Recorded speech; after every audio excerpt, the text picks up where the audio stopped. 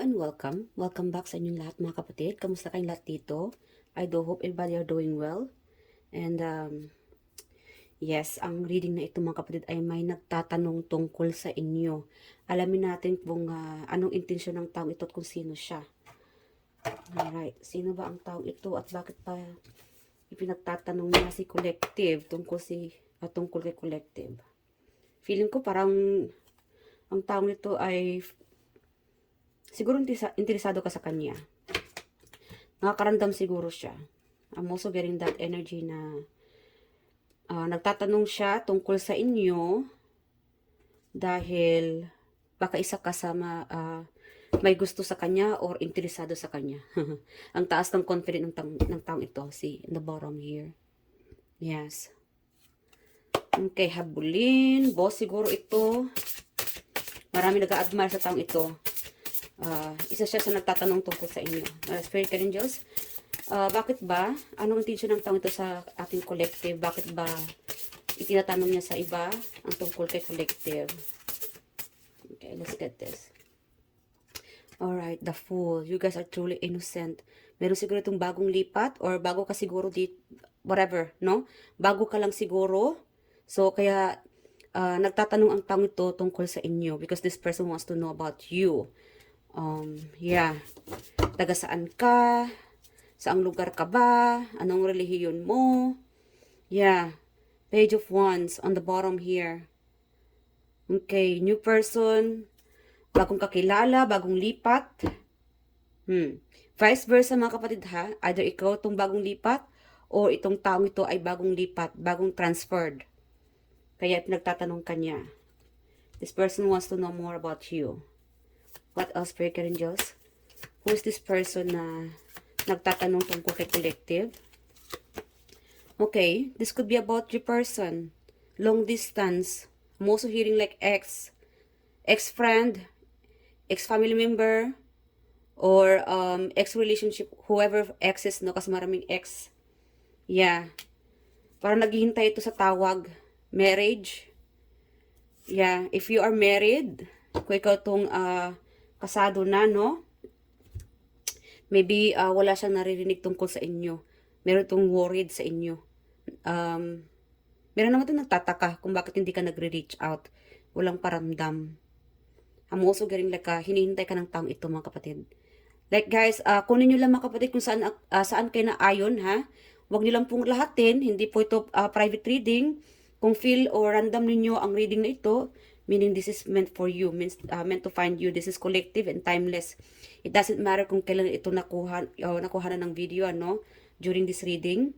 So, yes, if this video appears, then somebody asking about you. Yeah, worried, long distance, meron naman ditong excess, no communication, meron itong parang siya pa itong nagagalit kasi hindi ka nagre-reach out or wala siyang narinig tungkol sa inyo. Kung ikaw naman itong may partner, yes, this person's waiting. Worried naman itong partner ninyo kung bakit wala kayong paramdam. So, yes, so may mga partner na dyan, you need communication. That could be the reason to, no? Baka nagtatanong itong taong ito, ang partner ninyo, kung bakit parang, siguro galing trabaho, school, I don't know where you came from, but, nagtataka ang person ninyo kung bakit parang, wala kayong masyadong communication. I'm also hearing like third party. I'm sorry guys. Baka nagkakaroon ng hinala itong person ninyo mga kapatid. Kung wala kayong ka-third party, then hindi ito para sa inyo. Alright? Pero kung nakakaramdam ka ng may third party, this could be you. Baka ikaw itong nagtataka sa person ninyo, ano? Kung bakit parang walang communication. Guys, sa karelasyon ninyo, kailangan talaga may communication. So, straightforward communication. Kausapin niyo yung partner ninyo. Hindi pwedeng, para bang tahimik na lang, ano, mananahimik lang, no? It's best na to open up para hindi hahantong sa hiwalayan. Alright, ano pa? Sino ito nagtatanong sa ating mga collective? Tungkol sa ating mga collective. Okay, itong taong ito ay gustong mangligaw. You have an admirer. Yes, again, I'm also getting like an excess. Baka may gusto magbabalik. Yeah. Baka ikaw naman itong ayaw mo na sa taong ito. You're not interested about this person. Ayaw mo na magpapauto sa person na ito. Maybe this person's married. Yung iba dito. May gusto nitong makipagbalikan. This could be the person, ama, ina ng inyong mga anak. Kasi meron tayo itong Three of Pentacles. Collaboration. Yeah, pero nag-reverse eh. So, I'm getting like hindi ka interesado sa taong ito. Kaya siguro walang communication. Yeah. Meron siguro ditong gusto ding bigyan ka ng offer. Maybe may trust issue ka na sa taong ito. Like again guys, just take kung ano yung nakaka-resonate sa inyo ha. May relationship dito, partnership, friendship, or relatives, or it could be business. Meron sa inyo ditong hindi ka interesado sa taong ito, or may trust issue ka na. Maybe betrayal. Yeah. I'm also hearing like the past. You have becoming more stronger, brave. Alam mo na kung sino yung pwedeng lalapit sa inyo, sino itong ayaw mo na. Yeah. Tinatalikuran mo na, focus ka na lang sa mga anak mo, sa pamilya mo, sa dreams mo. Maybe yung iba sa inyo dito, pa-travel-travel na lang. Lumalayo ka sa mga toxic, no? Mga toxic na mga tao, toxic environment. Meron naman sa inyo dito ay bagong lipat. Kaya siguro, no, mga kapatid, meron sa inyo dito na, like again guys, meron ditong past, current, meron namang future. Yeah, kasi samot-sari yung energy na kukuhanan ko dito. If this is from your past, kaya siguro lumipat ka ng bagong trabaho, something about relocation, no? Yeah, paglilipat, I don't know, paglilipat ng bahay, dahil this could be the reason, lumalayo ka sa mga toxic or hindi ka na happy, hindi ka na appreciate, betrayal, third party. You have learned your lesson. You want a new beginning, fresh start. Yeah. And kung sino yung iniiwasan mo, ito namang taong ito ay nagtataka. Or this person wants to hear about you. No communication. Dahil iniiwasan mo nitong taong ito. Yeah. Okay. Yeah, focus ka na lang. Meron itong nag-move on na. New beginning, fresh start. Okay. Meron naman dito sa katrabaho ninyo, may admirer ka, work, I don't know, neighbor, meron ditong gusto mangligaw. But, that is not your priority, yung iba dito sa inyo. Hindi yan ang priority mo. Ang priority mo is your career, family, your future. Yeah. Okay. Ano pa? Ano pa ang intention ng tao ito kung bakit tinatanong niya tungkol si collective? Tinatanong niya sa iba. Anong tinatanong ng tao ito sa iba? Like again, offer, Knight of Pentacles, this person wants to offer you help. I don't know, baka mag-offer sa iyo ng bahay. May ibibenta sigurong bahay. Baka magka-interesado ka. Baka may narinig siya na gusto mo maglipat ng apartment, bahay. Maybe this person wants to offer you something. Or aayusin. Yeah. Nagtatanong ang taong ito tungkol sa ipapaayos na bahay or may ipapaayos ka. And, yeah, baka may bibigay siyang I don't know, construction. Meron naman itong business. Kasi naanuhan ko yung hammer, no? Yeah, yung mga, niya, tools. Okay, 10 of Wands. Like again, may offer. Gusto ng taong ito, I don't know, para ba nagmamasid na lang siya, kapatid? Meron naman dito na curious about you. Offer. It could be a coworker, colleagues, family member. Kasi nakikita niyang nahihirapan ka na. And that's why this person wants to help you. Willing siyang tulungan ka. Yeah. Hindi naman kalakihan, but at least nag-offer siya, no? Natulungan ka para hindi ka mahirapan. Yeah. This person really appreciate you. Meron naman ito naaawa. Naawa dahil hindi ka masaya, puno ka ng problema, siguro, like again, baka ang tao ito ay willing magbigay din ng advice. Siguro tinatanong niya sa iba kung ano na ang, I don't know, something about your story. Yeah, tinatanong niya siguro, kamusta na kaya si collective? Ano na kaya ang status niya ngayon? Siguro recently may share kayong problema sa taong ito. And now this person is thinking about you. Or wala siguro siya naririnig sa iyo, kaya tinatanong niya sa iba kung ano na ang nangyari sa status mo. Sa school, sa project, sa work, sa karelasyon ninyo. Siguro hindi ka happy sa karelasyon mo, na-open mo yan sa iba. And dahil wala siyang narinig tungkol sa inyo, so tinatanong niya sa iba, ano na kaya nangyari kay collective? I want to give help. Gusto ko siyang bigyan ng tulong. Kahit kaunti lang, ano, at least, maibsan itong bigat.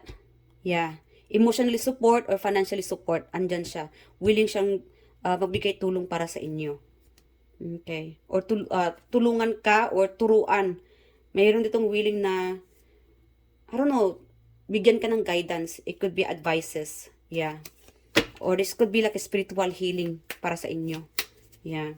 And yung iba sa inyo, siguro, I don't know, I'm hearing like nagpapahula. Pinapahula ka siguro ng taong ito dahil sa sitwasyon mo. Wow. Ang taong ito ay mahilig siguro sa mga, ano no, zodiac sign. I don't know. Parang chine-check nyo yung ano mo, yung ganap future. Like again, pinapahula or mahilig magbasa ng mga zodiac. Yeah, mga astrology. Okay. Ano pa? Sino itong taong ito, Spirit Angels? Alamin natin kung ano ang feeling mo sa taong ito. My Spirit Angels, how our collective feel towards this person at this moment.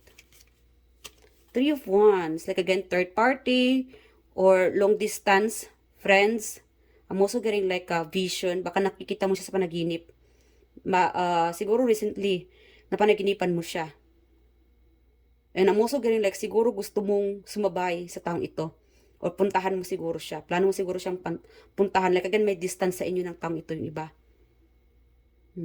Or, namimiss mo siguro ang taong ito, mga kapatid. Like again, guys, you are guided toward this person. Or you are guided towards something new. Guys, meron tayong future, ano? Kung nakakaramdam ka, kung ikaw itong currently not happy sa trabaho, sa sitwasyon, you need to go out or transfer, maglipat, or get another idea, another solution. You are being guided, mga kapatid. Pay attention sa inyong intuition, sa inyong kutob. Like again, siguro ikaw rin itong nakakaramdam ng, I don't know, third party, may trust issue, selos. This could be you na nahihirapan ka sa sitwasyon mo dahil feeling mo there's a betrayal. Yeah. Betrayal, friendship, partnership. Yeah. The moon, hidden. Ikaw itong, you are keeping this secret. May mga sekreto dito. And that's why siguro guys, may pagka-misteryoso kayo, ano? This person wants to know about you. This person sees you na napaka-happy-go-lucky mo. You are truly attractive. Kaya siguro, marami nang liligaw sa inyo. But somehow, ang taong ito ay, this person is clueless. Yung iba dito. Ipinagtatanong ka niya sa iba, kung ano yung status mo, married, single, ready to mingle, kung ano yung feelings mo sa kanya, or how you think about this person, or maybe this person wants to know more about you. Kaya lang, ikaw itong nananahimik. Meron sa inyo itong nananahimik. Silent, isolated. You could be Cancer here. I'm also hearing like Libra. Like again, Libra here. This could be you or yung person ninyo, ano. Okay. And Aquarius. Yeah. Meron tayong Libra, Aquarius, Cancer, and ano itong the Judgment.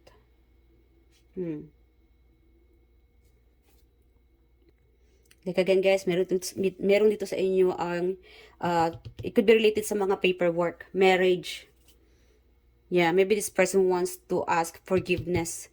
Nakagawa siguro ito ng pagkakamali sa inyo.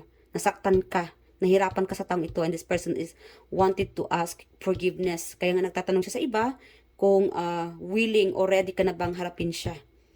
or how you think about this person. Yeah. Meron naman dito na homesick. Okay. Judgment, blame, forgiveness, apportioning, homesickness na pumpusyo, renewal, awakening. Alright. Alamin natin kung sino tong taong ito. Na tinatanong ang ating collective. Who is this person na interesado sa ating collective or asking about our collective? Tinatanong niyo sa iba tungkol kay collective. Okay. Ano to? Oh, nagpahabol pa tayo. Okay, Six of Cups. Siguro, ama, ina ng inyong mga anak, or from the past friendship. Malakas dito yung past. It could be relative. Ex-friend. Yeah, confirmed. Ex-friend ninyo. Kababata. Wow, kababata.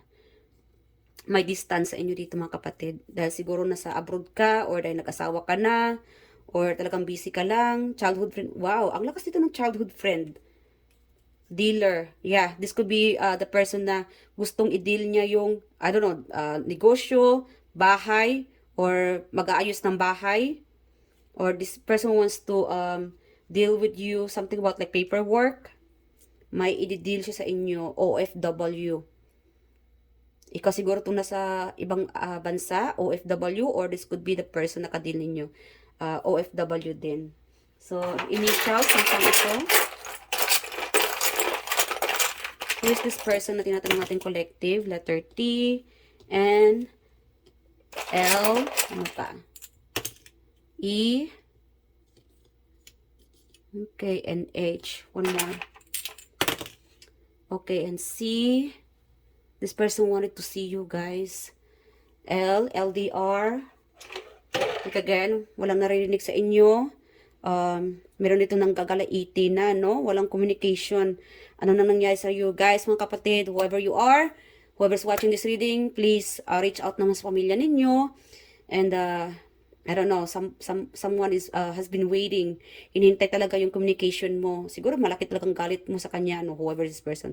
Nanay, tatay, kapatid, I don't know, this person's been thinking about you, or tinatanong nyo talaga sa iba, sa ibang kapamilya mo, friends, kung sino yung close mo, kung ano yung mga whereabouts mo, ano yung mga ganap sa buhay mo. Dahil hindi mo sinasagot yung messages niya, or wala siyang narinig tungkol sa inyo. O siguro, binablock mo muna itong taong ito. It could be ex-husband. Yeah, may mga exes dito, malakas yung exes. Or childhood friend. Yeah, so, ano pa? Zodiac sign, I think we already have, again, Aquarius, Pisces, water sign, Libra, air sign, konti lang yung, ano no, yung fire sign. Or you could be a Leo, I'm also hearing like Aries, and a little bit of Virgo, earth sign, or Taurus. So, yeah, that's it for today mga kapatid. I do hope nag-enjoy ka sa reading na ito. Please leave your comment below. What do you think about the reading? Or feel free to share your stories. Nakakatuwang malaman ang side ng buhay ninyo. Storya ng buhay ninyo. Thank you guys for keep tuning in. And I'll see you guys in the next reading. Bye. I love you guys.